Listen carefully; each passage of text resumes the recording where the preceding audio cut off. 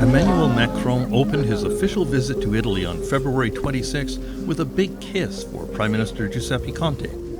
Then a little nose wipe, and he was off for a 20-minute round of handshaking in the streets of Naples, even though the Italian coronavirus outbreak was already big news there. Then here he is in Paris on March 9th, on the day neighbouring Italy was locked down. He is strolling with his wife on the Champs-Élysées, telling restaurant patrons he wanted to send a message of confidence to the French economy. In retrospect, not such a great idea. France is now among the worst performing countries at handling the outbreak. So in France, the French president is like a king, like he's a Republican king.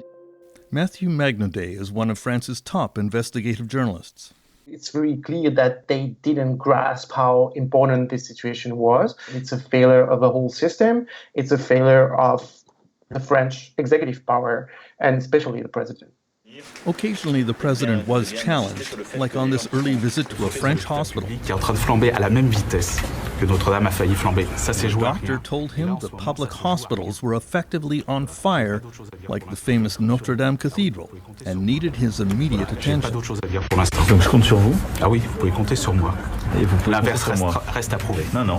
So we basically lost 2 months or 3 months, 3 very important months, where we could have helped prevent this pandemic from getting bigger and bigger in France. So there's a lot of anger in France right now about what the government has done. Well, it wasn't all the government's fault.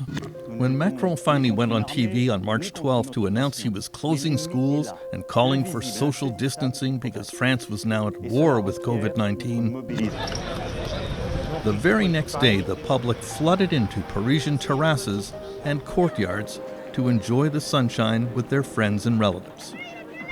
They seemed to pay no attention to the possibility that France could share Italy's horrible fate. Catherine Hill est épidémiologiste à Gustave Roussy, le premier. Dr. Catherine Hill is a leading French epidemiologist. There was no reason why it would not be the same everywhere else.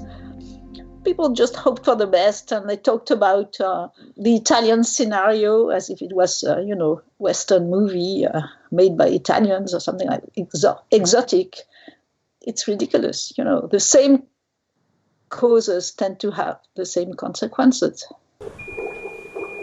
Sure enough, the consequences have arrived.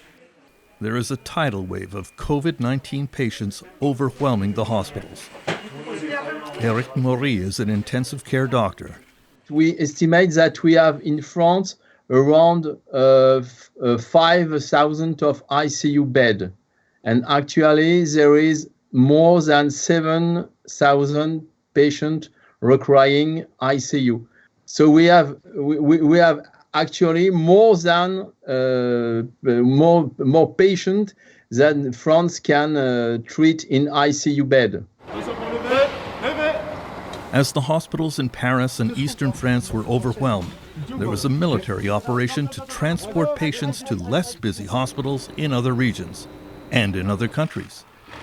So they have to send patients in the south of France by plane, by train, in the western part of France, and they sent also patients in Germany, in Switzerland, in Luxembourg, because it was overwhelmed. The comparisons to other countries are astonishing. Neighboring Germany performed 5 times the per capita number of tests compared to France. Now France has 6 times the per capita number of German deaths from COVID-19, 15 times greater than Canada.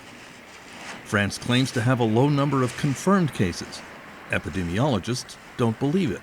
My estimate is that you have to multiply the published figures by something like 50. So there's an enormous gap. There was a scandal in France when it turned out that a much-discussed stockpile of masks and other protective equipment was far smaller than promised. So President Macron toured a mask production line and promised more were on the way. Intensive care doctors say they will refuse to work without proper equipment. I will not say to my nurses and to my residents to see the patient if we have not the protection to take care of the patient. It's out of question. Even as France is flying patients to other countries, the government is announcing plans to return to normal. Experts doubt that is possible without a massive increase in testing. So half of the contaminations are caused by individuals who do not know they are infectious. So how can you, and there are millions of people in France who are positive right now. So how do you release the quarantine? Like Canada, France has a shockingly high proportion of deaths in nursing homes. Apparently, President Macron did not see that coming early on when he joined the dinner table at a Paris seniors' residence and paid no attention to social distancing to protect the residents.